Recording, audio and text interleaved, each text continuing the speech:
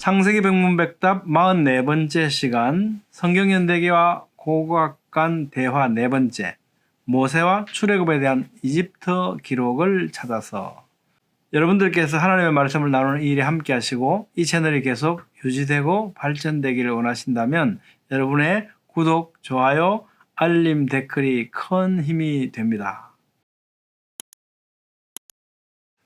안녕하세요. 김홍석입니다. 오늘은 성경연대기와 관련된 궁금한 과제들 가운데 12번째 과제 4번째 시간입니다.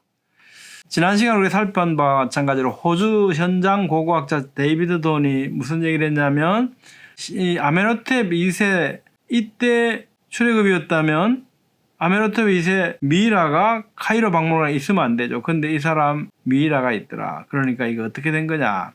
또 그러면 19왕조의 람세스 2세 때냐. 이 사람도 마찬가지 미이라가 카이로 박물관에 있더라. 그러니까 이때도 아니고 이때도 아니다. 그럼 어떻게 된 거냐. 개정단 연대기에서 BC 1400년 8호를 찾으니까 13왕조 카세겜느 네페오텝 1세인 것 같아. 그리고 그의 미이라가 없다는 겁니다. 그러면 그가 바로 그 바로 아니겠느냐는 거죠. 출애굽 때 바로요. 자, 단정 지을 수는 없지만 정황적 증거들이 많이 나타납니다. 제13왕조에 이어서 이후 6년간 70명 이상의 바로들이 제14왕조를 이루게 되는데 한번 생각해 보십시오. 6년 동안에 70명 이상의 바로들이 내가 바로다 그러고 막 굉장히 혼란한 시기를 거치게 됐다는 거죠. 언제? 카세겜느 네페오텝 이후에요. 자, 그리고 갑자기 이민족 힉소스가 그 뒤를 잇습니다. 그죠? 14왕조가 6년 만에 없어져 버리고 15왕조, 16왕조가 등극을 하는데 이 왕조는 이민족이다. 그래서 이 사람들이 108년 동안 이집트를 지배했다라고 합니다. 이집트와 이들 간에는 전쟁 기록이 없습니다. 무슨 얘기냐면 힉소스는요, 이집트에 무혈 입성을 한 것 같습니다. 그래서 108년 동안 다스리다가 108년이 지나면서 나중에 이제 이집트가 다시 힉소스를 몰아냅니다. 자, 이런 정황을 보면 이집트의 패망 그리고 출애굽 홍해 사건의 정황으로 볼 수 있는 충분한 근거가 되지 않느냐는 겁니다.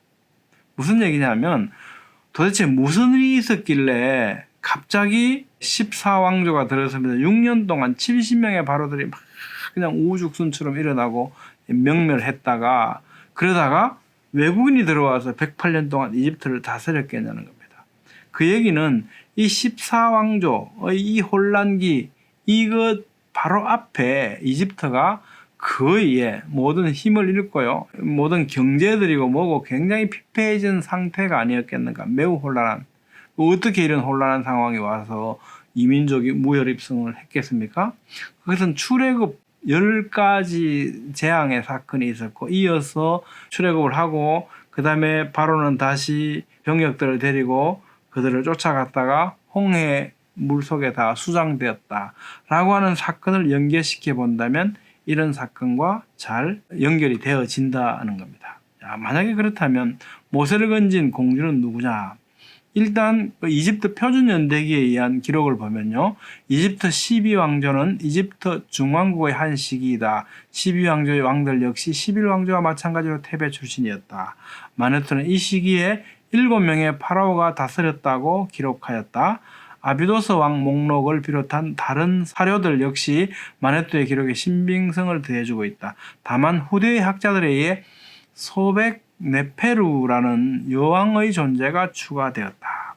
또 12왕조 때에는 공동통치제가 도입되었다. 이는 파라오가 재위 말기에 왕세자를 미리 왕으로 선격하는 제도이다.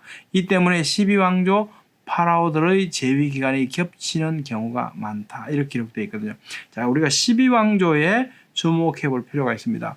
제 12왕조 말기 아메네멧 3세는 46년 동안 통치를 했는데요.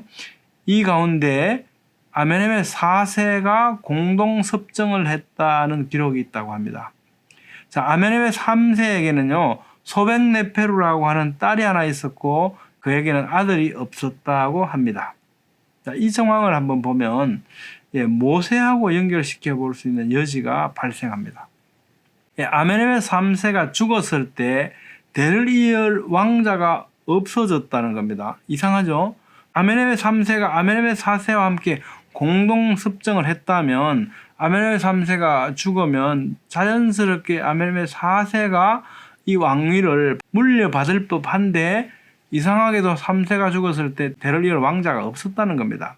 그래서 공주 소백네페루가 바로가 되어서 8년 동안 통치를 했다는 겁니다. 이 여왕이. 그리고 나서 그녀의 죽음과 더불어서 12왕조가 끝나고 뒤이어서 13대 왕조가 일어났다라고 기록하고 있다는 겁니다. 자, 그러면 여기서 모세를 건졌던 공주가 소백네페루가 아니겠는가 하는 생각을 하게 됩니다. 자, 무슨 얘기냐면요.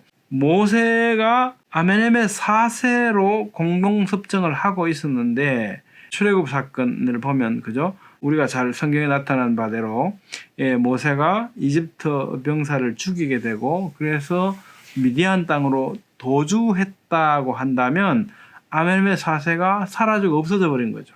그런 정황으로 볼 수 있지 않겠는가라는 겁니다. 이건 확정 지을 수 있는 건 아닙니다. 그렇지만 이런 정황들이 나타난다라는 것이고요. 그 다음 애굽에서 노예 생활 흔적도 아무것도 없다라고 하니까 이집트 기록에 그렇다면 12대 왕조의 기록들을 보면 지금 이제 이집트 표준연대기에 하면 18왕조가 되니까요. 거기는 아무것도 없는 게 당연하죠. 근데 12대 왕조로 올라가 보면 이 12대 왕조에 대해서 폴린드 패트릭 영이 12대 왕조 피라미드들이 있는 페이움의 도시 카훈을 발굴했고요. 그 내용을 로잘리 데이비드 박사 이분이 책으로 표현했습니다. 이 책입니다. 이 내용에 보면 이런 내용이 나옵니다. 이 도시에는 피라미드 건설에 동원되었던 상당수의 아시아인들이 있었던 것 같아 시리아나 또는 팔레스타인 지방에 있었을 그들의 고국은 정확하게 확인할 길이 없다. 어쨌든 외국인들이 와서 이게 막 노예처럼 일을 했다는 겁니다. 근데 잘 모르겠다. 누군지 그들이 이집트에 와서 살게 된 이유는 명확하지 않다. 아마도 원래는 옷가지나 다른 소유물들을 보관하는 데 사용되었던 것으로 보이는 대형 나무 상자들이 카운에 있던 많은 가옥들의 방바닥 밑에서 발견되었는데 이 상자들 안에는 놀랍게도요 아기들의 유골들이 담겨 있고 때로는 한 상자 안에 2명 또는 3명의 유해가 발견되기도 한다는 겁니다. 이거 굉장히 이상한 일이죠. 일상적으로 있을 수 없는 굉장히 이상한 일인데 죽을 당시 아기들의 나이는 몇 개월을 넘지 못하였던 것으로 보인다는 겁니다. 우리는 이 말씀이 떠오르죠. 창세기 1장 16절 이르되 너희는 히브리 여인을 위하여 해산을 도울 때에 그 자리를 살펴서 아들이거든 죽여라. 근데 죽이지 않았지 않습니까? 그래서 어떻게 합니까? 나일강에 갖다 버리죠. 이런 사건들이 일어나고 어린 아이들이 죽게 되죠. 그때 어쩌면 이 사람들이 그 유골들을 너무 애기니까 방바닥에 묻었을 이런 가능성이 없겠는가라고 생각하게 됩니다. 자, 카운 주민들이 그 도시를 떠나야 했던 이유는 제왕의 피라미드 건설이 완공되었기 때문이 아니었다. 그들은 연장과 가재 도구를 일터나 집에 내버려둔 채 가버렸다. 가옥들 안에 내버려진 일상용품들의 수량 그리고 그 용도의 범위나 형태들의 다양성은 능히 그들의 이탈이 돌발적이며 사전에 계획된 바 없는 것임을 암시하고 있다. 이런 내용들입니다. 그러니까 이 사람들이 뭔가 하여튼 이 노예 생활로 이렇게 해서 뭔가 이 이집트의 어떤 피라미드 건설인데 막 동원될 것 같은데 갑자기 그죠? 다 일상용품들을 그대로 내버려뒀는데 갑자기 사라진 것처럼 갑자기 떠나버렸다는 거죠. 이런 정황들이 나타난다라고 하는 기록들이 있습니다. 그러니까 이 카훈에 있는 이 페이움 이것을 발굴했던 사람들이 그 정황을 기록한 거죠. 이런 정황들이 포착된다는 겁니다. 출애굽기 12장 11절 말씀에 보면 허리에 띠를 띠고 발에 신을 신고 손에 지팡이를 들고 급히 먹으라. 이것이 여호와의 유월절이라. 히브리 사람들이 노예 생활을 하다가 애굽에서 나오던 마지막 날 밤의 모습들은 이런 모습이었죠. 급히 먹고 나서는 이런 모습들. 그랬다면 아마 이 발굴했던 이 현장의 모습들과 굉장히 잘 어울리는 거죠. 자, 그러면 폴런드 패트릭 형이나 로잘리 데이비드 박사 그들은 왜 이 사람들이 히브리 노예들이었다라고 하는 생각을 하지 못했을까요? 왜냐하면 연대 문제 때문입니다. 이집트 표준연대기에 따르면 출애굽하는 그 당시에 바로 일단은 제18왕조잖아요. 근데 지금 이들이 발굴했던 이 왕조는 제12 왕조거든요. 그러면 이게 너무나 큰 차이가 나는 거죠. 그러니까 도저히 이들이 그들이라고 생각하지 못했던 거죠. 근데 정황들은 전부 다 들어맞는 겁니다. 문제는요, 이 시간의 문제를 잘 해결하면 모든 정황들이 잘 들어맞는다는 겁니다. 성경학 연구학회 소속의 브라이언 우더 교수는요, 이렇게 말합니다. 로잘리 데이비드가 쓴 이 책 가운데 카운에 살고 있던 셈족 노예들이 틀림없이 이스라엘 사람들이었다라고 결론을 짓습니다. 그러면서 이제 출애굽 연대 후기설, 왜냐하면 전기설에 해당하는 BC 1446년 거기에 뭐 아무리 증거를 찾아도 없으니까 그러면 후대가 아니겠는가. 13세기 1200년대 이렇게 해서 이제 람셋이라는 단어에 주목하고 이제 그쪽으로 해석해 보려는 시도를 하지 않습니까? 출애굽 연대 후기설요. 람셋. 근데 람셋은 이분은 브라이언 우드 교수는 이렇게 얘기합니다. 창세기 47장 11절과 출애굽기 1장 11절 12장 37절에서 언급되는 람셋, 이 이름은 도로의 출입문이라는 뜻을 가진 이집트의 단어 아니겠는가라고 연관을 시킵니다. 그러니까 람셋 파라오하고는 관계가 없다라는 거죠.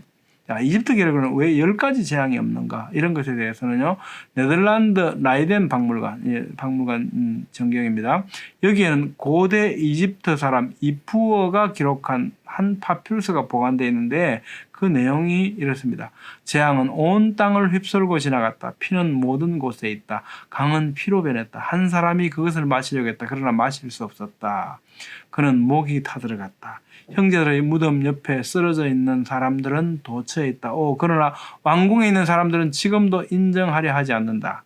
타 지방에서 이상한 사람들이 애굽에 들어왔다. 곡식들은 모든 곳에서 죽어버렸다. 이제는 아무것도 없다.